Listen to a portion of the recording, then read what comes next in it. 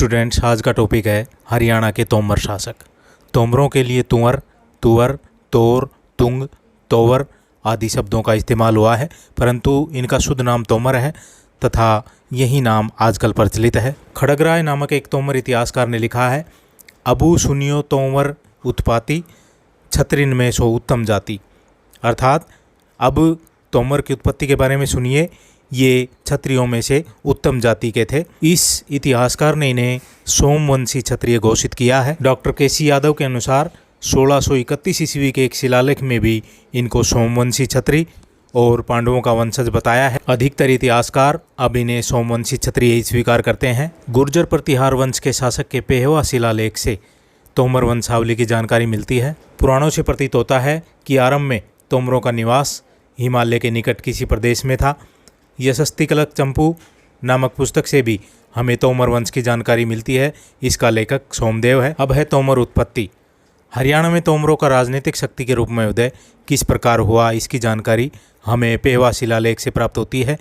इस अभिलेख के अनुसार हरियाणा में तोमर राज्य का संस्थापक जाउल था। हरिहर निवास, जो तोमर इतिहास के लेखक हैं, इन्होंने कहा है कि तोमरों ने फरीदाबाद के निकट अनंग प्रदेश पर अपना राज्य स्थापित किया था।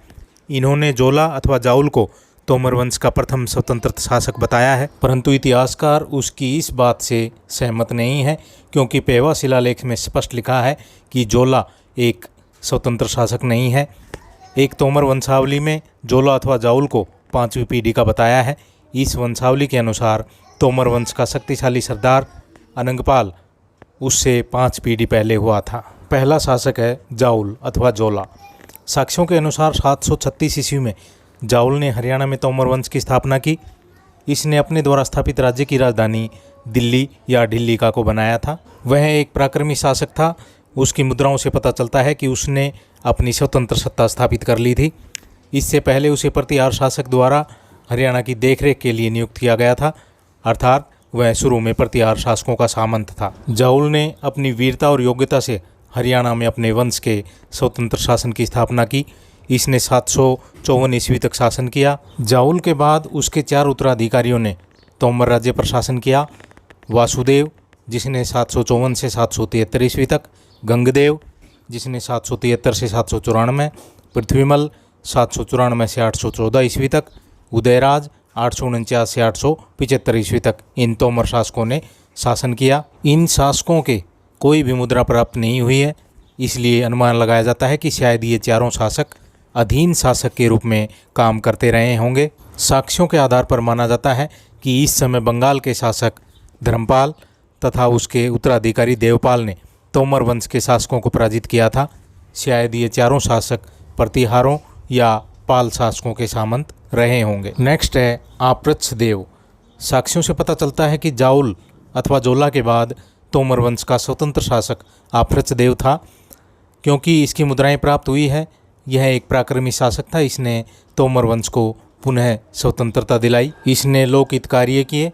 वह तोमर वंश का प्रसिद्ध शासक था। इसने 875 से 897 ईस्वी तक स्वतंत्र शासक के रूप में शासन किया। नेक्स्ट है पीपल राजदेव। इसने 897 से 919 ईस्वी तक शासन किया। यह भी एक स्वतंत्र शासक था, क्योंकि इसकी मुद्राएं प्राप्त हुई है, जिनसे पता चलता है कि वह अपने राज्य में स्वतंत्र शासन कर रहा था। हर्षनाथ शिलालेख से पता चलता है कि शासन के अंतिम दिनों में इसको चौहान शासक चंदन ने हराकर इसकी स्वतंत्रता को समाप्त कर दिया था। पराजित होने के बाद इसने चौहानों की अधीनता स्वीकार कर ली थी। इसके समय चौहानों और तोमरों के बीच संघर्ष शुरू हो गया था। तोमर शासक पीपलराज देव के बाद रघुपाल, जिसने 919 से 940 ईस्वी तक, विलनपाल, जिसने 940 से 961 ईस्वी तक, गोपाल, जिसने 961 से 997 ईस्वी तक शासन किया। ये अपनी स्वतंत्रता को कायम नहीं रख सके। इनकी अभी तक कोई मुद्रा प्राप्त नहीं हुई है। हर्षनाथ शिलालेख से स्पष्ट संकेत मिलता है कि इन शासकों को चौहान नरेशों ने पराजित करके अपने अधीन रहने को बाध्य किया था। तोमर शासक गोपाल ने अपनी स्वतंत्रता के लिए प्रयास किया था, परंतु चौहान शासक सिंहराज ने उसको हराकर अधीनस्थ रहने को बाध्य किया। हर्षनाथ शिलालेख में लिखा है कि तोमर नायक लवण को हराकर सिंहराज ने अनेकों नरेश्वरों को हराकर अपना बंदी बना लिया था। अगला शासक है सलक्षण पाल देव। इसने 997 से 1005 ईस्वी तक शासन किया। इसकी मुद्राएं प्राप्त हुई है। इससे संकेत मिलता है कि वह तोमर वंश का एक स्वतंत्र शासक था। वह चौहानों से स्वतंत्र होने में सफल रहा। फरिश्ता नामक इतिहासकार का कहना है कि तुर्क आक्रमणों की भयंकरता को देखते हुए चौहान तथा तोमर शासक एक हो गए थे। इसी संधि का परिणाम तोमर शासक की स्वतंत्रता थी। वह एक स्वतंत्र शासक था। नेक्स्ट है जयपाल। 1005 ईस्वी में जयपाल तोमर राज्य का शासक बना। इसे तुर्क आक्रमणों का सामना करना पड़ा। तुर्क दिल्ली पर अधिकार करना चाहते थे, इसलिए पहले हरियाणा पर अधिकार करना आवश्यक था। जयपाल भी जानता था कि एक न एक दिन तो तुर्कों का सामना करना ही पड़ेगा। इसने भी तैयारियां शुरू कर दी। इसने अन्य पड़ोसी राजपूत शासकों को भी एक मंच पर लाने का प्रयास किया। जब महमूद गजनवी 1009 ईस्वी में विशाल सेना लेकर थानेश्वर पर आक्रमण के लिए चला तो तोमर शासक जयपाल भी तैयार हो गया, परंतु महमूद गजनवी नारायणगढ़ से ही वापस चला गया। 1014 ईस्वी में महमूद गजनवी ने विशाल सेना के साथ थानेश्वर पर आक्रमण किया। इसमें तोमर शासक जयपाल की हार हुई। यहाँ के चक्रस्वामिन मंदिर को महमूद गजनवी ने तोड़ा, उसकी मूर्ति को तोड़ा, मंदिरों से अपार धनराशि प्राप्त की, थानेसर में लूटपाट की, लोगों को मुसलमान बनाया। जयपाल ने 1021 ईस्वी तक शासन किया। नेक्स्ट है कुमारपाल। 1021 ईस्वी में जयपाल का उत्तराधिकारी कुमारपाल तोमर राज्य का शासक बना। कुमारपाल ने 1051 ईस्वी तक शासन किया। 1037 में गजनी शासक मसूद ने हांसी पर आक्रमण किया। इसमें कुमारपाल की हार हुई। 1043 ईस्वी में थानेसर पर तुर्क आक्रमणकारी मादूद ने आक्रमण किया। कुमारपाल ने अन्य शासकों का सहयोग लिया। कुमारपाल का साथ चौहान, परमार, कलचुरी शासकों ने दिया।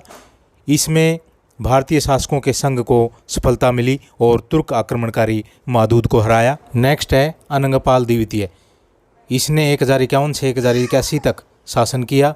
यह तोमर वंश का एक पराक्रमी और सफल संगठनकर्ता शासक था। इसने बिखरे हुए राज्य को संगठित किया और एक मजबूत प्रशासन प्रदान किया। इसने सेना को अनुशासित करके पहले से ज़्यादा शक्तिशाली बनाया। इसने आर्थिक स्थिति को मजबूत किया। उसके द्वारा जारी की गई मुद्राओं से पता चलता है कि वह जीवन भर स्वतंत्र शासक बनकर रहा। राजधानी में अनेक भवन, मंदिर, विद्यालयों का निर्माण कराया। सूरज कुंड का निर्माण भी इसी के द्वारा किया गया। नेक्स्ट है तेजपाल। इसने 1081 से 1105 ईस्वी तक शासन किया। इसके शासनकाल में गजनी के शासक इब्राहिम ने तोमर राज्य पर आक्रमण किया। इसने तुर्क शासक की अधीनता स्वीकार कर ली। तेजपाल के बाद महिपाल शासक बना। इसने 1105 से 1130 ईस्वी तक शासन किया। नेक्स्ट है विजयपाल। इसने 1130 से 1151 ईस्वी तक शासन किया। इसके समय चौहान शासक अर्नोराज ने आक्रमण किया और तोमर शासक को 1139 ईस्वी में हराया। इसने चौहानों की अधीनता स्वीकार कर ली। चौहान प्रशस्ति के अनुसार अर्नोराज की सेनाओं ने यमुना का पानी गंदला किया और हरियाणा की स्त्रियों ने आंसू बहाए। चौहान शासक अर्नोराज ने महाराज धीराज परमेश्वर श्री की उपाधि धारण की। नेक्स्ट है मदनपाल। इसने 1151 से 1167 ईस्वी तक शासन किया। चौहान शासक अर्नोराज की मृत्यु के बाद इसने अपनी स्वतंत्रता की घोषणा कर दी। चौहान शासक विग्रहराज ने 1151 ईस्वी में हरियाणा पर आक्रमण किया, मदनपाल को हराया। विग्रहराज ने हरियाणा और दिल्ली पर अपना अधिकार स्थापित कर लिया। चौहान शासक विग्रहराज ने मदनपाल को अपनी ओर से हरियाणा पर शासन के लिए अधिकृत किया। वह चौहान शासकों का प्रतिनिधि बनकर 1167 ईस्वी तक शासन करता रहा। नेक्स्ट है पृथ्वीराज। यह तोमर वंश का अंतिम शासक था। चौहान शासक पृथ्वीराज तृतीय ने तोमर वंश को समाप्त करके हरियाणा को सीधे अपने अधीन कर लिया। हरियाणा से तोमर वंश का शासन 1189 ईस्वी में समाप्त हो गया। तोमर वंश के अंतिम शासक पृथ्वीराज ने 1167 ईस्वी से 1189 ईस्वी तक शासन किया। तो स्टूडेंट्स, ये थे तोमर वंश के शासक, जो भी ये 4th सेम के लिए उपयोगी हैं। ज़्यादा से ज़्यादा स्टूडेंट्स को शेयर करें। Thank you.